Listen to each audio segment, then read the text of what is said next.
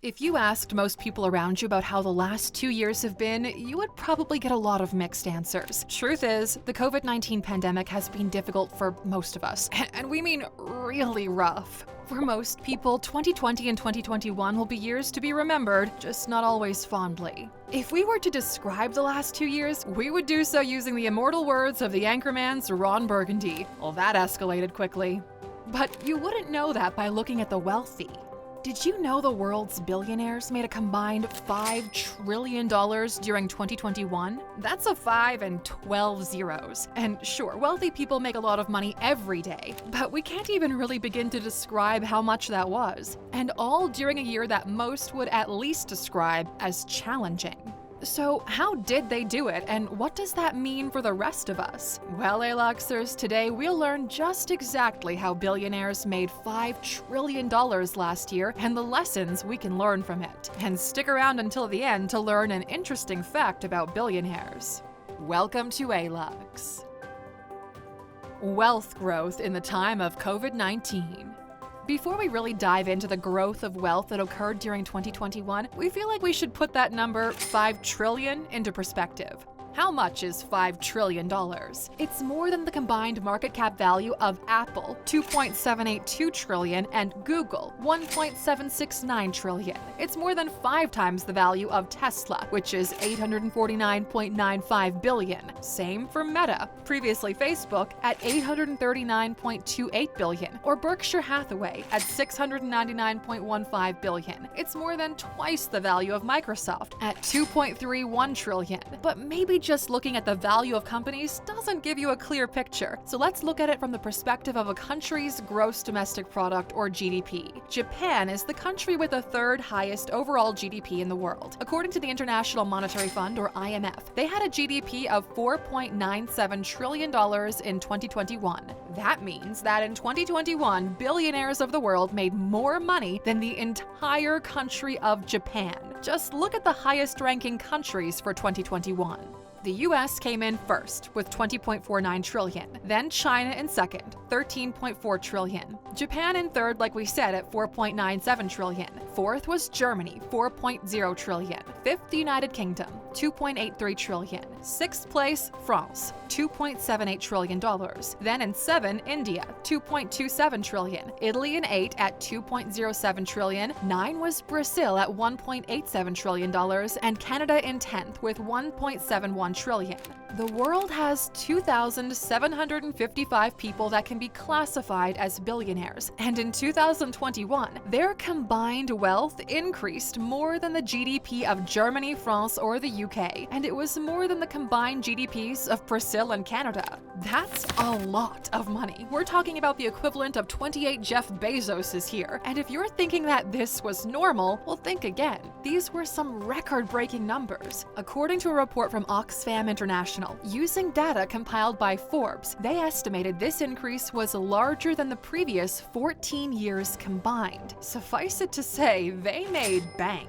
In contrast, they estimate that 97 million people around the world were pushed into poverty during 2020, and the number continued to stay the same in 2021. Let's face it, the top 1% has made a lot. That's why they're the top 1%. In fact, since 1995, they've seen 19 times more wealth growth than the bottom 50% of the population. But this was something else. So how did they do it? How did the billionaires of the world achieve these absurd numbers when it looked like everything else was falling apart? Well, it's actually a combination of factors, not one single thing.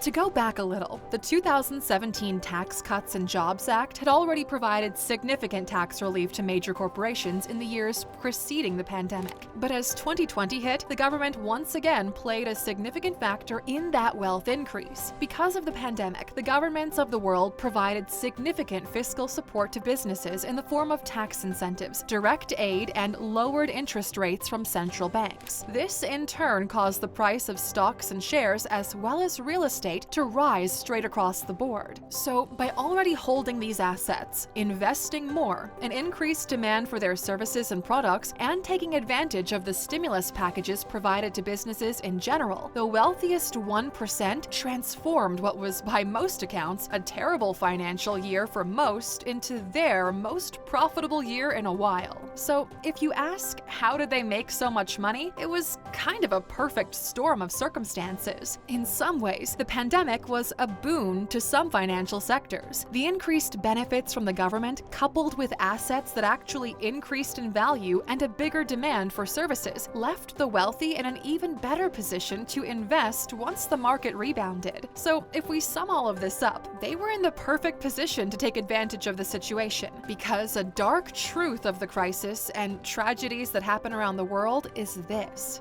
Once the government pours out their resources to help the economy recover, it's the billionaires who gain the most of it. These tax cutbacks, increased incentives, and other benefits meant to boost the economy represented the perfect opportunity for billionaires to invest even more. And they did. Trickle-down economy.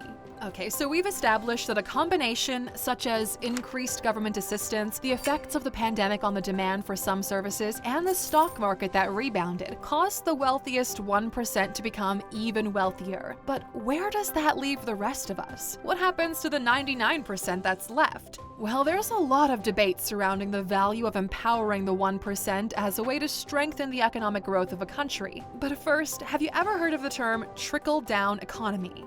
Let's take a brief detour from those 5 trillion into the Alux classroom.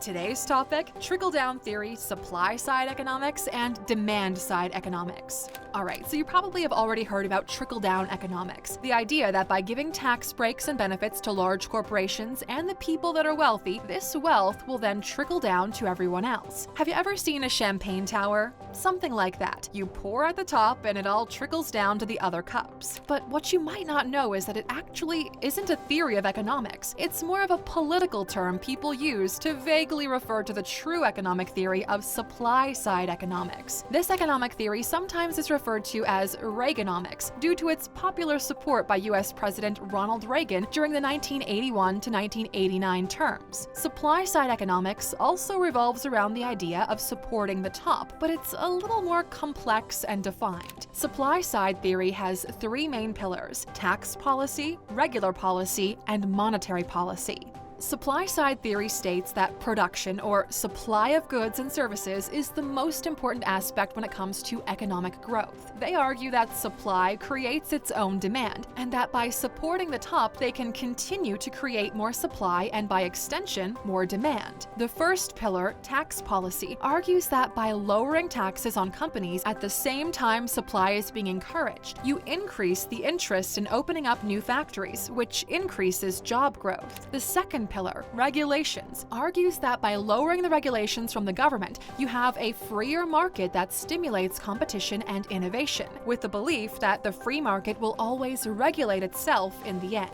And finally, the third pillar, monetary policy, is about controlling the Federal Reserve's ability to increase or decrease the amount of dollars in circulation. Supply-side economics proponents argue that this tool is a variable that shouldn't be overused, as it could lead to more inflation that's necessary. That's why a lot of people backing supply-side economics think we should see a return of the gold standard. And in case you don't know, the gold standard is a monetary regime where the value of a currency is backed up by gold, a physical asset. Currently, most currencies around the world are only backed by the governments that print them.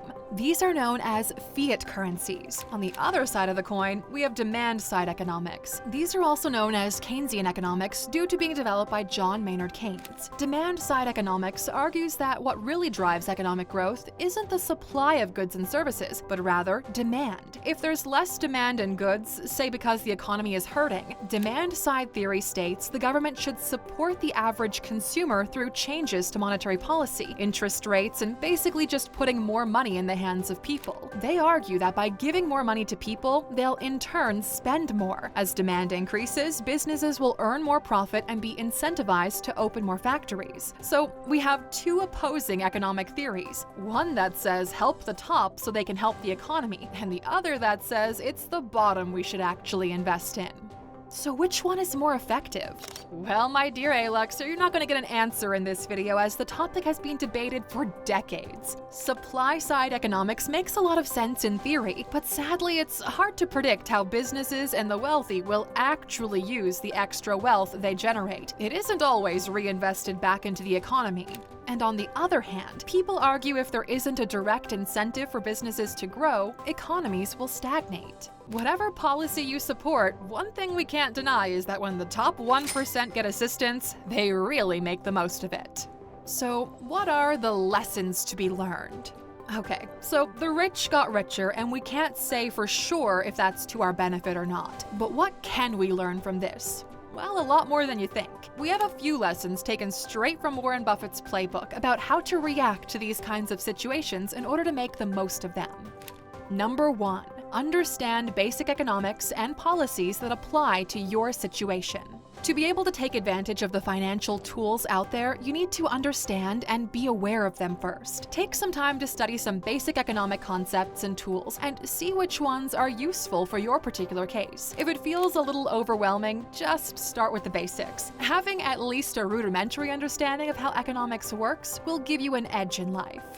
Number 2, you can make money in a good market, but also in a bad one. A common misconception people have is you should only invest and make financial movements when the market is doing well. But sometimes the best time to do so is when the market is doing bad. You can take advantage of lower stock prices, interest rates, or other situations that normally happen when the market is bearish. What's a financial crisis for some can be the break you need to get ahead. And number 3, be practical. Just don't go crazy, okay? During times of economic upheaval, it might be tempting to follow a trend, and sometimes it can pay off. But you want to be thinking long-term, and what can go up quickly can also plummet just as fast. Make sure the investment that you're making is based on research and planning, not just hype. So to wrap all of this up, well, 2022 is shaping up to be a potentially rocky year for investments. What with rising inflation and a volatile start to the stock market, it's very likely that the billionaires of the world will do just fine. And that's why it's important to pay attention to their movements, because even as the world feels like it's burning around us, they know where you can find a golden goose in hiding. Investing your money, reading the market, and providing a service of value to people, especially in times of need, can be what makes the difference between talking about the 1% and joining them. And as always, Aluxers, you stuck with us until the end, so you know we've got a bonus for you. The first billionaire is considered to be John D. Rockefeller, who achieved that status back in 1916 thanks to his ownership of the Standard Oil Company. If we accounted for inflation, he would be worth about $25 billion today. The next step would be a trillionaire, but we're still a few years away from those. Who do you think will be the first one, though? Bezos, Musk, Zuckerberg, maybe even someone new? Well, time will tell, but we're curious to see what you think.